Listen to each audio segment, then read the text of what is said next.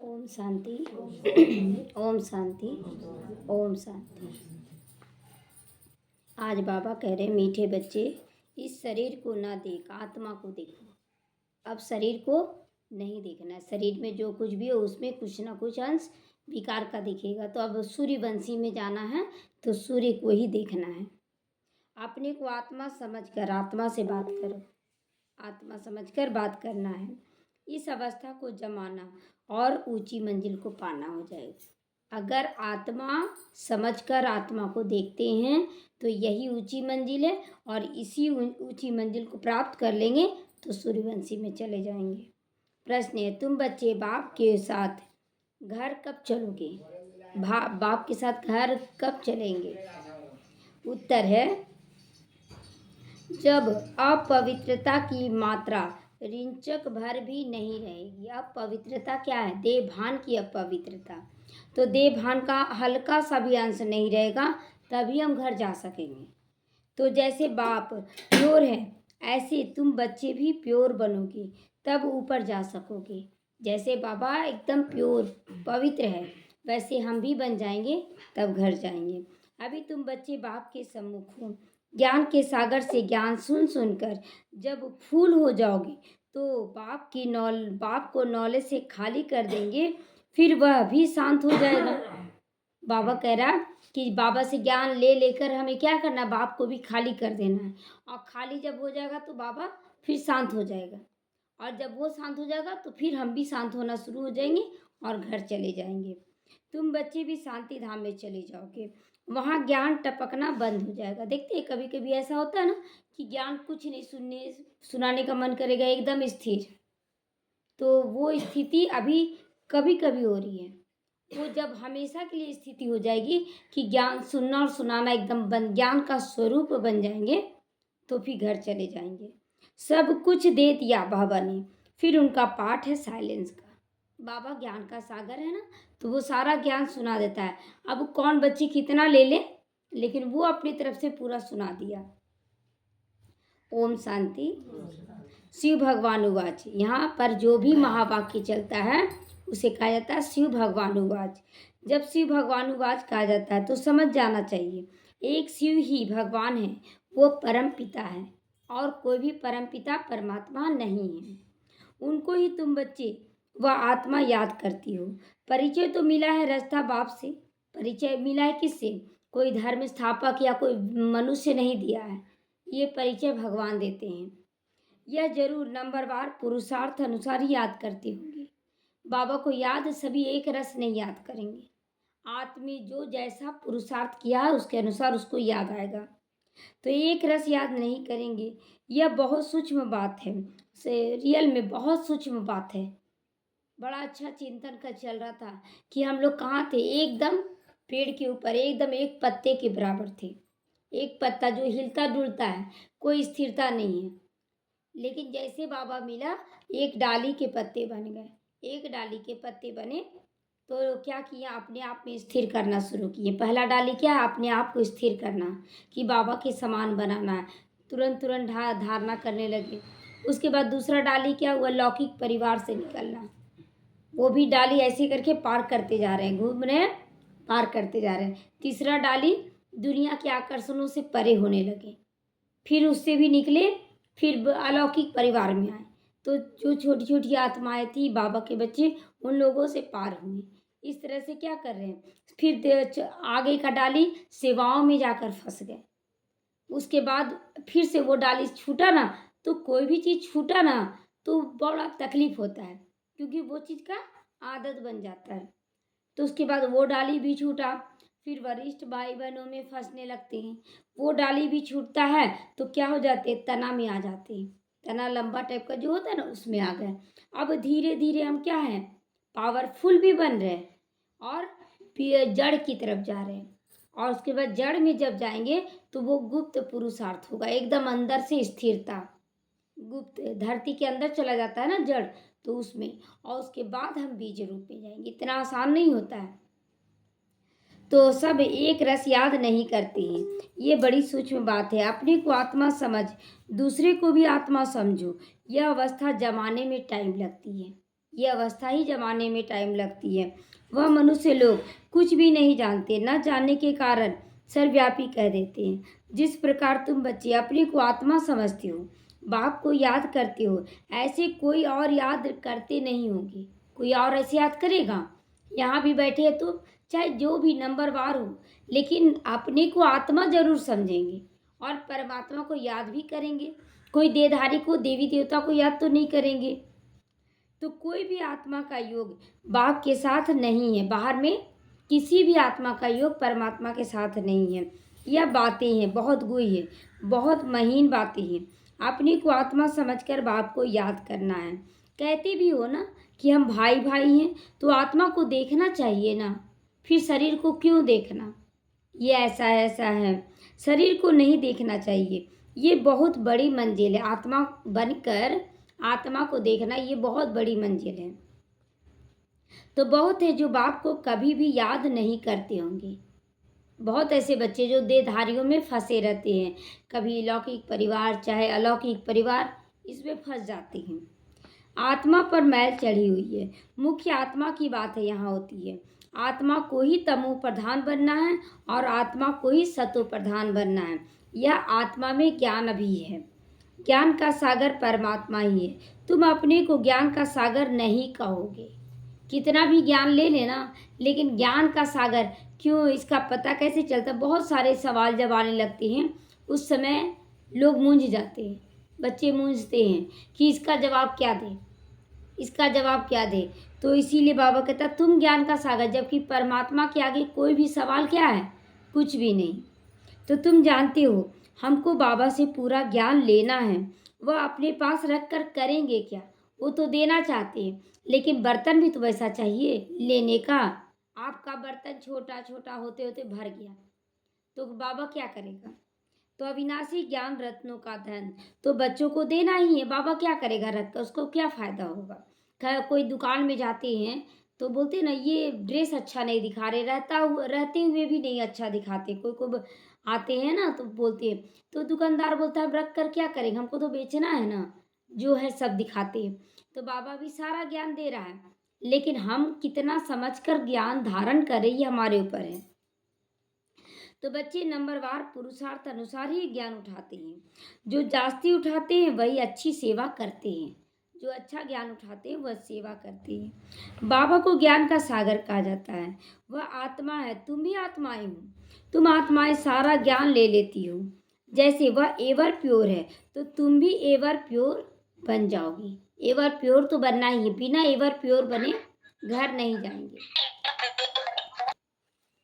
तो तुम ever pure बनोगे। फिर जब अपवित्रता का रिंचक भी नहीं होगा तब ऊपर जाओगे, ऐसे नहीं ऊपर जाएंगे। ऊपर जाने के लिए संपूर्ण पवित्रता चाहिए, संपूर्ण। तो बाप की याद की यात्रा युक्ति सिखलाते, बाबा को याद करने का युक्ति बाबा सिखलाता है। यह तो जानते हैं कि सारा दिन याद नहीं रहता है सारा दिन याद, सारा दिन कहीं ना कहीं देह भान आ जाएगा। और वही वो बहुत पावरफुल स्थिति होता है, जो जिस समय देह भान खत्म होता है, माया का पावरफुल स्थिति होता है। और वो ऐसा मतलब 1 सेकंड में आप पर माया डाल देती है जादू, कि आप डिस्टर्ब हो जाते हैं। और इसी स्थिति को पावरफुल बनाना है कि माया कैसे भी आए हमें तंग नहीं होना है। तो यहाँ तुम बच्चों को बाप सम्मुख बैठ समझा देती हैं, और बच्चे तो सम्मुख नहीं सुनते, और सब बच्चे बाबा के सम्मुख नहीं सुनते हैं। यहाँ सम्मुख उस समय जब ब्रह्मा बाबा के टाइम में ज्ञान देते थे ना बाबा, तब की बात है। तो मुरली पढ़ते हैं, यहाँ तो तुम सम्मुख सुनते हो। अपनी को आत्मा समझकर बाप को याद करो, ज्ञान भी धारण करो। केवल सुनना और सुनाना ये केवल पंडिताई हो जाता है। हमें धारण करना है, बाप समान बनना है। तो इसको बाप जैसा संपूर्ण ज्ञान का सागर बनना, हमको संपूर्ण बनना है। फुल नॉलेज समझ जाओगे तो जैसे कि बाप को नॉलेज से खाली कर दोगे, फिर शांत हो जाओगे। ऐसे नहीं कि उनके अंदर ज्ञान टपकता ही रहेगा, नहीं, बाप का भी ज्ञान टपकना बंद हो जाएगा और बच्चों का भी टपकना बंद हो जाएगा। सब कुछ तो दे दिया, फिर उनका पार्ट रहा साइलेंस का। तो उसी तरह हम बच्चे भी जितना जितना ज्ञान धारण करना है कर लेंगे, उसके बाद धीरे धीरे साइलेंस की ओर जाएंगे। तो जैसे तुम साइलेंस में रहोगे तो थोड़ा ही ज्ञान टपकेगा। केवल मैं आत्मा बिंदी, बस मैं बिंदी बाप की और परम धाम में रहने वाली हूँ, बस इतना ही याद रहेगा लास्ट में। तो यह भी बाप ने समझाया है। आत्मा संस्कार ले जाती है। कोई सन्यासी की आत्मा होगी तो छोटेपन में ही उनको शास्त्र कंठ हो जाएगा। देख रहे हैं अभी कितना बच्चा निकल रहा है, छोटा छोटा बच्चा ज्ञान ज्ञान इतना सुंदर सुना रहा है कि सब उसको देखकर ताजुब कर रहा है। ये तो पिछले जन्म का संस्कार बाबा तो क्लियर कर रहा है। तो फिर उनका नाम भी बहुत वाला हो जाता है। लोग आते हैं प्रेस रिपोर्टर वाले और सुनना चाहते हैं उनके उनके मुख से ज्ञान। और छोटे बच्चे जब सुनाते हैं तो बड़ा अच्छा लगता है सुनने में। तो अब तुम आए हो नई दुनिया में जाने के लिए। वहाँ तो ज्ञान का संस्कार नहीं ले जा सकते हो, ज्ञान के संस्कार नहीं ले जा सकते हो। यह संस्कार मर्ज हो जाता है, ज्ञान का संस्कार नहीं रहेगा। लेकिन जो ज्ञान के अनुसार धारणा कर लिए ना, पचा लिए अपने अंदर, वो संस्कार जाएगा, ज्ञान नहीं रहेगा वहाँ। तो बाकी आत्मा को अपनी सीट लेनी है नंबर वार पुरुषार्थ अनुसार। फिर तुम्हारा शरीरों पर नाम पड़ जाते हैं वहाँ पर। यहाँ पर ब्रह्मा नाम पड़ा और वहाँ जाएंगे तो कृष्ण उनका नाम पड़ेगा। शिव बाबा तो निराकार, उनका कोई नाम बदली नहीं होगा। कहते हैं मैं तो ऑर्गन्स का लोन लेता हूँ, वह तो सिर्फ सुनाने के लिए आते हैं। वह कोई ज्ञान का वो वो कोई का ज्ञान नहीं सुनेंगे। बाबा किसी का ज्ञान क्यों सुनेंगे, वो तो स्वयं ज्ञान का सागर है। क्योंकि स्वयं ज्ञान ज्ञान का सागर है ना, तो सिर्फ मुख द्वारा वह मुख्य काम करते हैं। आते ही हैं सबको रास्ता बताने के लिए, बाबा खुद आते हैं रास्ता बताने। बाकी सुनकर क्या करेंगे किसी का ज्ञान, जब खुद ज्ञान का सागर है तो शास्त्रों का ज्ञान सुनकर क्या करेंगे। बाबा इसमें ऐसे लिखा हुआ है, इसमें ऐसे कर, बाबा वो सब नहीं। बाबा सार में सुनाते बच्चे तुम आत्मा हो, मैं परमात्मा हूँ और ये ड्रामा कल्याणकारी, इसी पे मुरली चला देते हैं। तो वह सदैव सुनाते ही रहते हैं बच्चे ऐसे करो ऐसे करो। सारे झाड़ का राज सुना देते हैं। सारे झाड़ का मतलब कि सतयुग में क्या होगा, त्रेता में क्या होगा, द्वापर कलयुग में क्या होगा, ये सारा कुछ बाबा सुनाते हैं। तुम बच्चों की बुद्धि में है कि नई दुनिया तो बहुत छोटी होगी, नई दुनिया बहुत छोटी होगी। क्यों छोटी होगी, क्योंकि आबादी भी तो कम होगा। तो वह पुरानी दुनिया कितनी बड़ी हो जाती है, यह पुरानी दुनिया बहुत बड़ी है कि पूरा जगह जा भी नहीं सकते आप। तो सारे झाड़ का राज बाबा सुना रहा है। सारी दुनिया में कितनी लाइट जलती है, लाइट द्वारा क्या क्या होता है। वहाँ तो दुनिया बहुत छोटी, लाइट भी थोड़ी होगी, जैसे एक छोटा सा गांव जैसा होगा। वहाँ ज़्यादा बड़ा नहीं होगा सतयुग, एक गांव जैसा ही होगा। अभी तो देखो कितने बड़े बड़े गांव भी बन गए हैं। वहाँ इतने नहीं होंगे, थोड़े मुख्य मुख्य रास्ते होंगे बस। 5 तत्व भी लेकिन सतो प्रधान बन जाते हैं। कभी चंचलता नहीं करते। कभी चंचलता का मतलब क्या है, यही चंचलता। कभी अचानक बारिश होने लगा, कभी बहुत ज़्यादा धूप उग गया, कभी भूकंप आ गया, ये सब चंचलता है प्रकृति का, ये सब वहाँ नहीं होगा। सुखधाम कहा जाता है, उनका नाम हेवन है। आगे चलकर तुम जितना नजदीक आते जाओगे उतना वृद्धि को पाते रहोगे। जैसे जैसे आत्माओं की स्थिति बीज के नजदीक पहुंचते जाएगा, वैसे वैसे स्थिति पावरफुल होगी। और स्थिति पावरफुल होगी तो आपसे सेवा ज़्यादा होगा, सेवा ज़्यादा होगा तो बाबा के बच्चे बढ़ते चले जाएंगे। तो बाप भी साक्षात्कार कराते रहेंगे। फिर उस समय लड़ाई में भी लश्कर की अथवा एरोप्लेन आदि की दरकार नहीं रहेगी। एरोप्लेन की दरकार नहीं रहेगी। लश्कर जो सेना जाता है ना, उसका दरकार नहीं। अरे दूर से ही बम फेंक दिया और सब खत्म हो जाएगा। तो वह तो कहते हैं हम यहाँ बैठे बैठे ही खत्म कर सकते हैं। बैठे बैठे एक जगह बैठा है, बॉम्ब फिट किया हुआ है और रिमोट सिस्टम है, तो लश्कर का जरूरत पड़ेगा नहीं पड़ेगा, एरोप्लेन का जरूरत पड़ेगा नहीं पड़ेगा। तो ये कहाँ से ज्ञान गया, ये हम बच्चों से ज्ञान गया। हम लोग जहाँ भी हैं वहीं बैठे बैठे अगर योग का सकाश पावरफुल दे तो अपने आप सेवा हो जाएगी। एक आत्मा कहीं पर निमित्त बन गई, अब उससे 100 आत्मा निकली, 1000 आत्मा निकली, सेवा कितना अच्छा हो गया। आपको 100 आत्मा के पास जाने का जरूरत ही नहीं। तो इसी से ये परिणाम निकला कि कोई बम एक ठो लगा दिया जाकर और रिमोट सिस्टम सब जगह फोड़ना शुरू कर दिया। तो फिर यह एरोप्लेन आदि थोड़े ही काम आएगा, एरोप्लेन आदि काम में नहीं आएगा। तो फिर यह चंद्रमा आदि में प्लॉट आदि देखने भी नहीं जाएंगे। कैसे जाएंगे? मर के खत्म हो जाएंगे तो क्या देखने। अभी तो बुकिंग चल रहा है, जो पैसे वाले वो चंद्रमा पर बुकिंग कर रहे। अच्छा, वहाँ अकेले रहेंगे क्या? तो ये सब फालतू साइंस का घमंड है, इसमें नहीं फंसना है। कितना भी शो कर रहे हैं, इसमें फंसना नहीं हमें। ज्ञान में कितना साइलेंस है ना, इसको ईश्वरीय दात कहते हैं, देन कहते हैं, ईश्वरीय देन कहते हैं। साइंस में हंगामा ही हंगामा है। वह शांति को जानते ही नहीं कि शांति क्या है, कहाँ मिलेगा, कैसे मिलेगा, ये कोई नहीं जानता। तुम समझते हो कि विश्व में शांति तो नई दुनिया में थी, वह सुख धाम होता है। अभी तो दुख अशांति लगा हुआ है, यह भी समझाना है। तुम शांति चाहते हो, कभी अशांति नहीं हो सकती। वह है शांति धाम और सुख धाम में। सबको जाकर समझाना है कि अगर तुमको शांति चाहिए, वो शांति यहाँ नहीं मिलेगी, वो तो शांति धाम चाहे सुख धाम में होगी। स्वर्ग तो सभी चाहते हैं, स्वर्ग जैसा घर हो, स्वर्ग जैसा परिवार हो, सभी बोलते हैं। भारतवासी ही बैकुंठ स्वर्ग को याद करते, विदेशी याद नहीं करते हैं। स्वर्ग क्या चीज है? तो और धर्म वाले बैकुंठ को याद नहीं करते, वह सिर्फ शांति को याद करेंगे। सुख को याद कर ना सके वो लोग। तो लॉ नहीं कहता। लॉ क्यों नहीं कहता? क्योंकि जो स्वर्ग में आया ना, वही स्वर्ग करेगा। जो स्वर्ग में आया ही नहीं, वो कैसे स्वर्ग करेगा? तो बाकी सारी आत्माएं शांति धाम के लिए शांति धाम में बैठी रहती हैं, तो इसीलिए वो शांति करेंगी। तो सुख तो तुम बच्चे ही याद करते हो, इसीलिए पुकारते हो हमें दुख से लिबरेट करो। आत्माएं असूल शांति धाम में रहने वाली है, यह कोई नहीं जानता। बाप समझाते, तुम बिल्कुल बेसमझ बन गए थे, बिल्कुल बेसमझ। हम लोग दुनियादारी में फंस गए थे, परिवार में फंस गए थे, सुख मांग रहे थे, लेकिन ये नहीं पता था सुख मांगने में नहीं, सुख देने में है। तो कब से बेसमझ बने? द्वापर युग से, शुरुआत से। 16 कला से 12-14 कला बनते जाते हो, माना बेसमझ बनते जाते हो। अभी कोई कला नहीं रही। कोई कला का मतलब जैसे एक तार रह गया तो उससे कोई लाइट आएगा? उससे कोई लाइट नहीं। हल्का सा बादल आया, वो चांद छुप जाता है एक तार भर। तो इसीलिए बाबा कहता है कोई कला नहीं है, उसको छुपा दिया जाता है, बादल छुपा देता है परिस्थितियों में। तार तो रहता है एक तार भर। तो कॉन्फ्रेंस आदि करते रहते हैं, स्त्रियों को दुख क्यों है? अरे दुख तो सारी दुनिया में, केवल स्त्रियों को थोड़ी दुख है।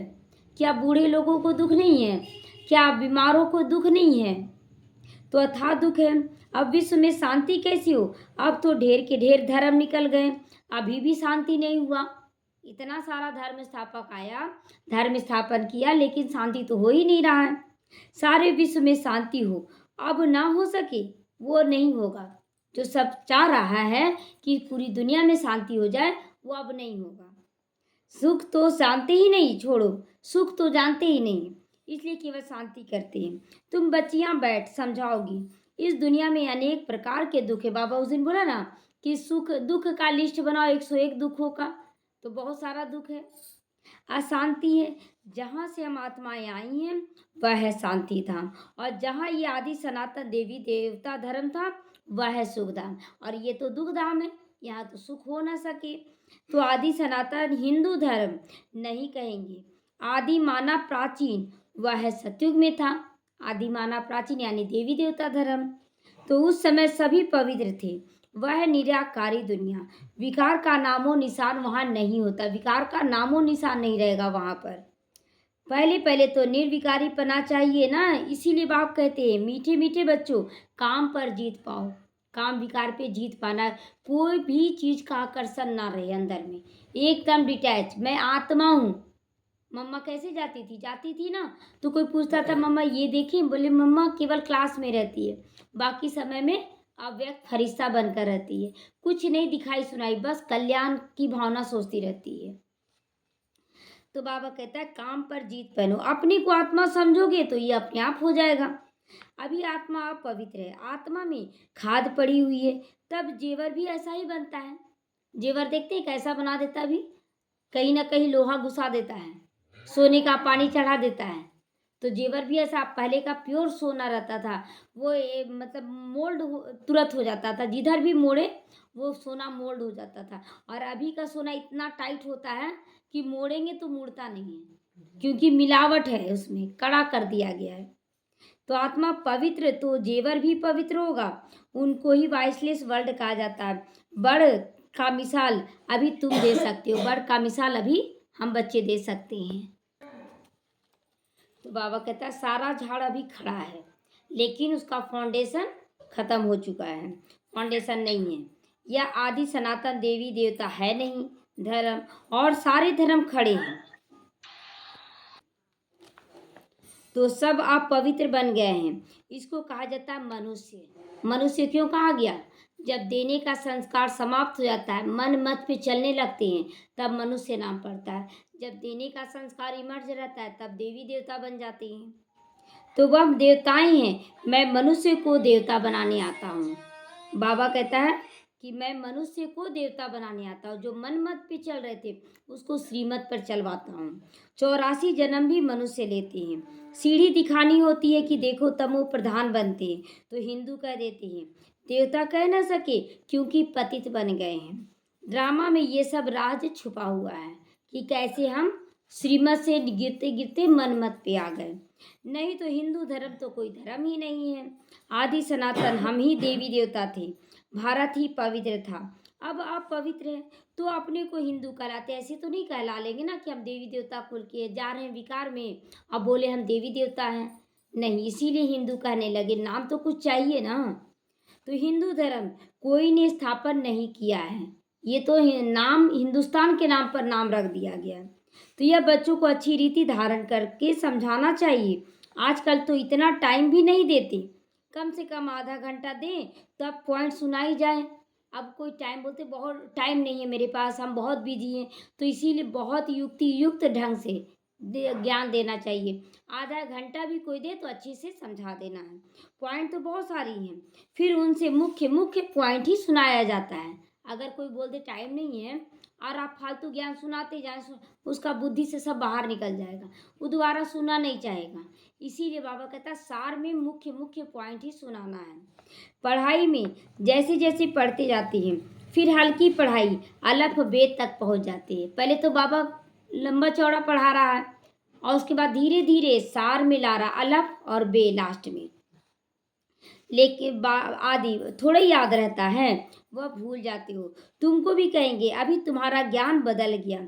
अरे पढ़ाई में ऊपर चढ़ते जाते हैं तो पहली पढ़ाई भूलती जाती है ना, पहली पढ़ाई भूलते जाते हैं और आगे का पढ़ाई पढ़ते जाते हैं। बाप भी हमको नित्य नित्य नई नई ज्ञान की बातें सुनाते रहते हैं। तो पहले हल्की पढ़ाई थी, अब बाबा गुही से गुही बातें सुनाते रहते हैं। ज्ञान का सागर है ना, धीरे धीरे पढ़ाई ऊपर होता है। तो सुनाते सुनाते फिर पिछाड़ी में 2 अक्षर कह देते, अलफ को समझा तो काफ़ी है। तो लास्ट में बताता है बाबा, दादी जान की क्या बोलती थी, कुछ ज़्यादा ज्ञान नहीं सुनाती थी, वो केवल बोलती थी मैं और मेरा बाबा, बस इतना ही मैं सार में सुना देती थी। और लेकिन उनका आत्मिक पावरफुल था ना, उसी में असर कर जाता था उनका। तो अलफ को जानने से बे को भी जान लोगे, बादशाही को भी। इतना सिर्फ समझाओ तो ठीक है। तो जास्ती ज्ञान नहीं धारण कर सकते, वह ऊंचा पद नहीं पा सकते, पास विद ऑनर नहीं बन सकते वैसे बच्चे। कर्मातीत अवस्था को पा न सके, कर्मातीत माना कर्मों के प्रभाव से भी मुक्त। लेकिन क्या होता है कि कर्म करते हैं उसके प्रभाव में आ जाते हैं, हमने बहुत अच्छा सेवा किया, हम ऐसे कर रहे हैं वैसे, ये भी गलत है। तो इसमें बड़ी मेहनत चाहिए, याद की भी मेहनत है, ज्ञान धारण किए करने की भी मेहनत है। केवल ज्ञान सुनने और सुनाने से आप थोड़ी धारण कर लेंगे, नहीं कर पाएंगे, केवल वो पंडिताई रह जाएगा। आपको बहुत महीनता से सुनने वाला बनना पड़ेगा, आपको झुकने वाला बनना पड़ेगा, तभी आपको ज्ञान धारण होगा।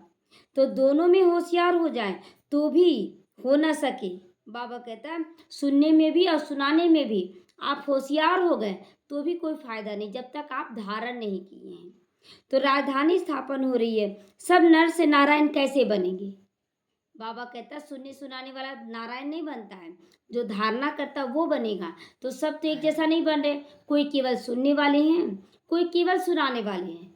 और कोई सुनना भी चाहते, सुनाना भी चाहते, और कोई है जो धारणा करना चाहते हैं। तो इस गीता पाठशाला में कि एम ऑब्जेक्ट तो ये है, वही गीता का ज्ञान दे रहे हैं। वह भी कौन देते हैं, यह तो तुम्हारे सिवा और कोई नहीं जानता। बाहर वाले तो क्या बोलेंगे, ये निमित्त है, ये सुना रही है, ऐसे बोलेंगे। और ऐसे शिव बाबा तो गुप्त है, लेकिन हम लोग को पता है कि बाबा सुना रहा है। तो अभी एक कब्रिस्तान, फिर बनेगा परिस्तान। तो अभी तुम्हें ज्ञान की चिता पर बैठाकर पुजारी से पूज्य जरूर बनना है। साइंस वाले भी कितने होशियार हो रहे हैं ना, इन्वेंशन निकालते रहते। कितना इन्वेंशन निकल गया, पहले इतना थोड़ा ही था जो अब निकल गया है। भारतवासी हर बात की का कल वहाँ से सीख कर आते हैं, वह भी पिछाड़ी में आएंगे तो इतना ज्ञान उठाएंगे नहीं, फिर वहाँ भी आकर यही इंजीनियरिंग आदि का काम करेंगे। जो यहाँ साइंस घमंडी बन रहा है और साइंस का नॉलेज ले रहा है, वो सारा जाएगा सतयुग में।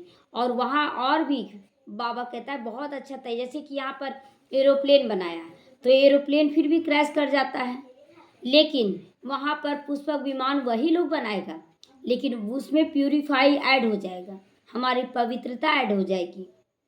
तो राजा रानी तो बन ना सके वो लोग, राजा रानी के आगे सर्विस में रहेंगे वो, ऐसी ऐसी इन्वेंशन निकालते रहेंगे। राजा रानी बनते ही सुख के लिए हैं, तो यहाँ राजा रानी का धारणा करना है, स्वराज अधिकारी जिम्मेवारी का ताज पहनना है। वहाँ तो सब सुख मिल जाने हैं, तो इसीलिए यहाँ सुख की आशा रखनी है, यहाँ सुख की आशा नहीं रखनी। तो बच्चों को केवल पुरुषार्थ करना चाहिए, अपने को तैयार करना है, फुल पास होकर कर्मातीत अवस्था को प्राप्त करना। किसी भी कर्म का प्रभाव हमारे ऊपर ना हो। ऐसा सीन आएगा आने वाले समय में कि परिवार वालों का लाश पड़ा रहेगा, खून खराबा होगा, आपको डिटैच होकर रहना पड़ेगा। तो वो अभी से प्रैक्टिस करना होगा। तो जल्दी जाने का ख्याल नहीं आना चाहिए, ये भी है कि जल्दी चल जाए बाबा, हम सीन नहीं देखना चाहते हैं, यानी कि आपके अंदर अभी भी कमी कमजोरी है, तो इसलिए ये सब नहीं बोलना है। अभी तो तुम हो ईश्वरीय संतान, बाप पढ़ा रहे हैं, फिर ये बात क्यों बोलना हम चले जाएं, बाबा के रहते हम कैसे चले जाएंगे। तो यह मिशन है मनुष्यों को चेंज करने की। बाबा का मिशन क्या है, मनुष्यों को चेंज करके देवी देवता बनाने की। तो जैसे बौद्धियों की, क्रिश्चियन की मिशन होती है, कृष्ण और क्रिश्चियन की भी रास मिलती है, कृष्ण और क्रिश्चियन की रास मिलती है, शब्दों का भी थोड़ा सा मिलता है। तो उन्हों को लेन देन का बहुत कनेक्शन है। जो इतना याद करते हैं उनकी भाषा आदि छोड़ देना, यह भी एक इंसल्ट है। वह तो आते हैं पीछे, उनकी भाषा आदि छोड़ देना ये भी इंसल्ट है। वह तो आते हैं पीछे, ना बहुत सुख ना बहुत दुख उठाते हैं। सारी इन्वेंशन वो लोग निकालते हैं, क्रिश्चियन लोग ज़्यादा इन्वेंशन निकालते हैं। यहाँ बड़ कोशिश करते हैं परंतु एक्यूरेट कभी बना नहीं सकेंगे।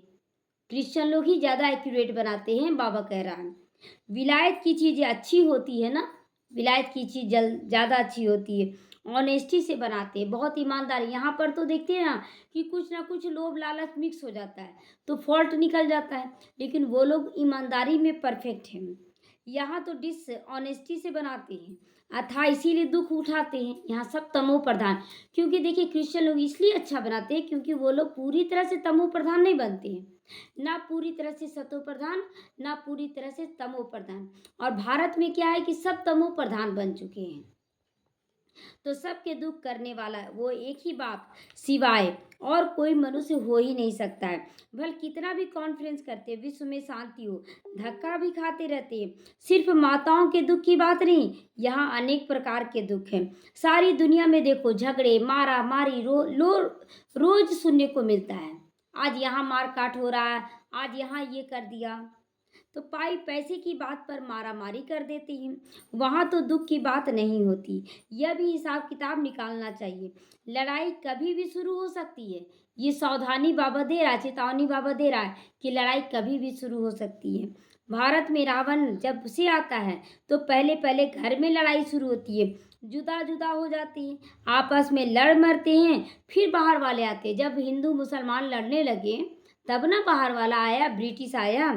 तो पहले ब्रिटिश थोड़ी थे, वह आकर बीच में रिश्वत दे देकर अपना राज्य कर लेते हैं। उसको फूट डालो, राज्य करो, उसको अपने और धन दो, इसको नहीं देना है, इस तरह से फूट डाले। तो कितना रात दिन का फर्क फिर हो गया, कितना अच्छा सब मिलकर रहते थे पहले, और वो फूट डाला तो कितना लड़ाई झगड़ा हो गया। नया कोई समझ ना सके इन बातों को, नई नॉलेज है ना जो फिर प्रायः लोप हो जाती है। बाप नॉलेज देते, वह फिर गुम हो जाता है।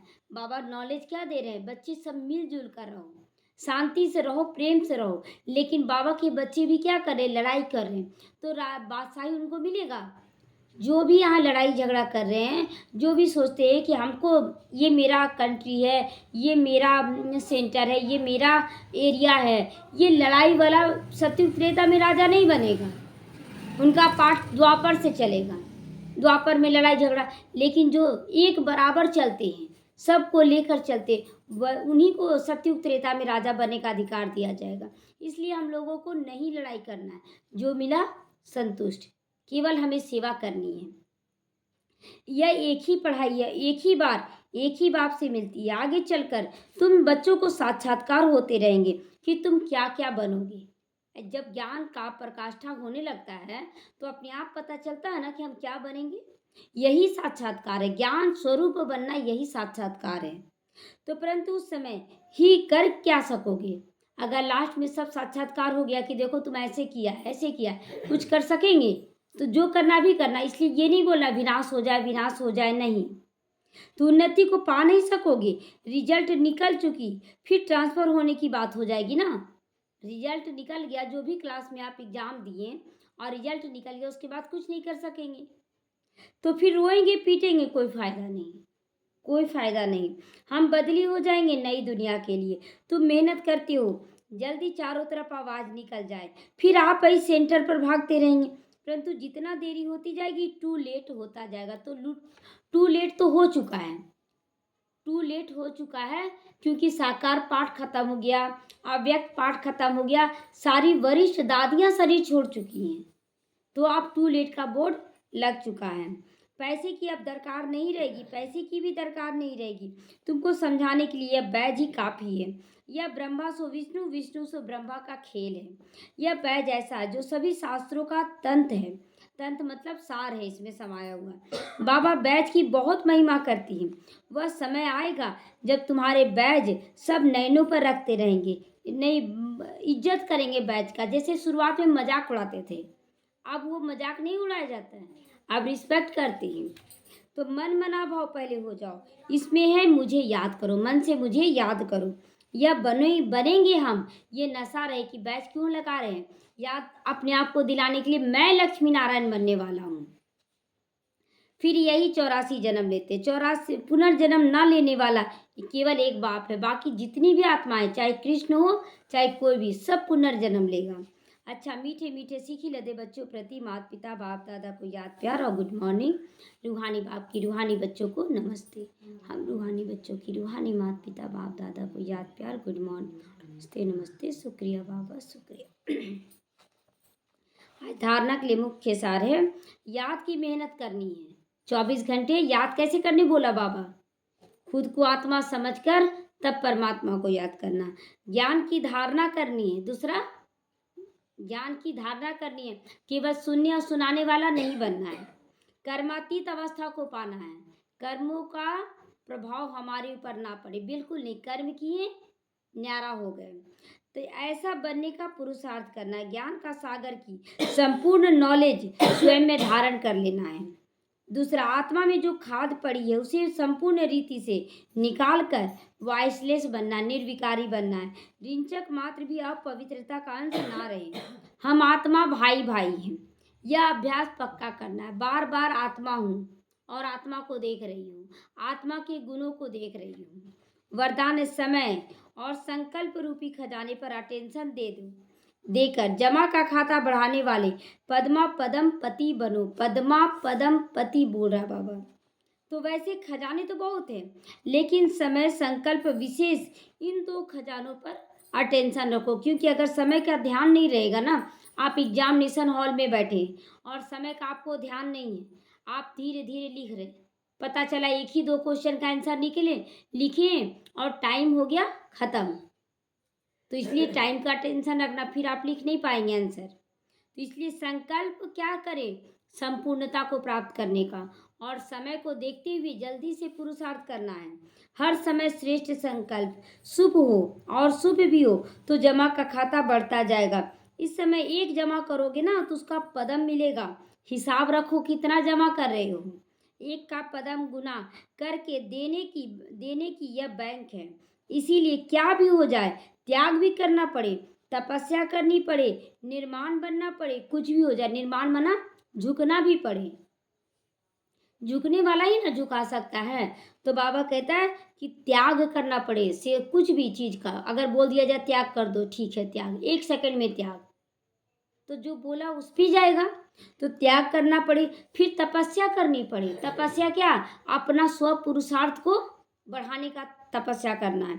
निर्माण बनना पड़े, झुक जाना पड़े, झुक जाना है। कुछ भी हो जाए, इन 2 बातों पर अटेंशन हो तो पद्मा पदम पति बन जाओगे। स्लोगन है, मनोबल से सेवा करो, मनोबल से, मनसा सेवा पावरफुल करो तो उसकी प्रारब्ध कई गुना होकर मिलेगी। शरीर से सेवा बन और मनसा सेवा, तो जब मनसा सेवा होगा ना पावरफुल, तो शरीर देव द्वारा भी सेवा जो होगा वो पावरफुल होगा। तो इसीलिए कुछ देर बाबा स्थिर करता है ताकि अपनी मनसा को बढ़ा सके। इसलिए उसमें बाबा का रजा समझकर, रजामंदी समझकर स्थिर रहना हर बात में। ओम शांति।